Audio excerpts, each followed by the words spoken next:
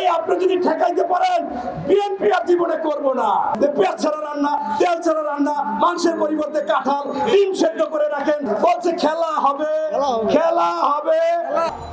আজকে একজন লোক ডেঙ্গু মশা ঠেকাতে পারে না, তিনি ঠেকাবেন বাংলাদেশের সবচেয়ে জনপ্রিয় দল, সবচেয়ে বৃহৎ দল, সবচেয়ে জনপ্রিয় নেতা এবং এশিয়া মহাদেশের পরিচ্ছন্ন রাজনীতিবিদ বিএনপির মহাসচিব মির্জা ফখরুল সাহেবকে। আরে ভাই আপনি যদি ঠেকাইতে পারেন বিএনপি আর জীবনে করব না। আপনি তো ভুয়া ভোটে, বিনা ভোটে, রাতের ভোটে, চুরি করা ভোটে মেয়র হয়েছেন। আপনি তো সঠিক নির্বাচন হলে একজন মেম্বার হতে পারবেন না। আমি চ্যালেঞ্জ করলাম, আপনার মেম্বার হওয়ার মতো যোগ্যতা নেই।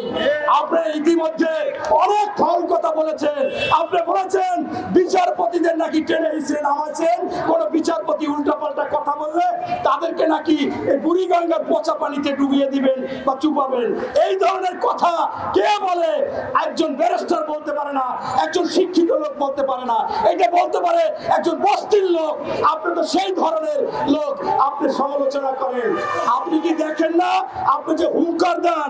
আপনার মাহবুবুল্লাহ খানি তিনি বলেছে যদি এই আওয়ামী লীগ না থাকে কারো পিঠের চামড়া থাকবে না।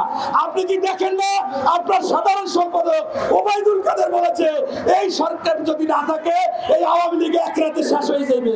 আপনি কি দেখেন না আপনার আইনমন্ত্রী বলেছে যদি এই সরকার না থাকে উনিও থাকতে পারবে না, ওনার আত্মীয় স্বজন আশেপাশের আওয়ামী লীগ কেউ নাকি থাকতে পারবে না।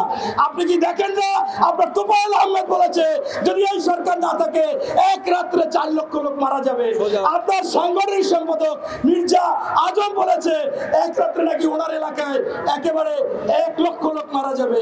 আপনি কি দেখেন না আপনার সেই মমতাজ, যে মমতাজকে নিয়ে এত কথা, তিনি বলেছে যে যদি এই সরকার না থাকে আমি তো ঘরে থাকতেই পারবো না, আপনারাও পারবেন না। তাহলে কি আপনি হুঙ্কার দেন?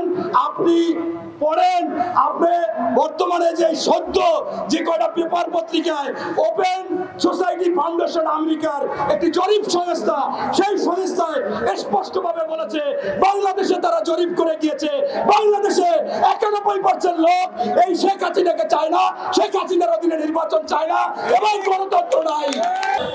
আপনি তো এই আওয়ামী লীগটাকে জোকারে পরিণত করেছেন এবং এই আওয়ামী লীগ হচ্ছে জনগণের কাছে এখন বিনোদন। তবে শুধুমাত্র এই হাসান মাহমুদই বিনোদন না, ওনাদের টপ টু বটম একেবারে ওনাদের সভানেত্রী থেকে সবাই বিনোদন।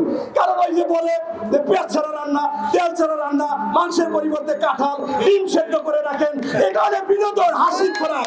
এর আগে এই ওবায়দুল কাদেরও বলছে খেলা হবে, খেলা হবে। ওনার বাড়ির পাশে এক মহিলা বলছে যে ওবায়দুল কাদের আমি তো আপনার বাড়ির পাশে, আসেন আপনার সাথে একটু খেলি। আপনি তো এত বছর খেলে একটা বাচ্চা উৎপাদন করতে পারেন না। এই ধরনের কথা যাদেরকে বলে তাদের নিয়ে তো বিনোদনই।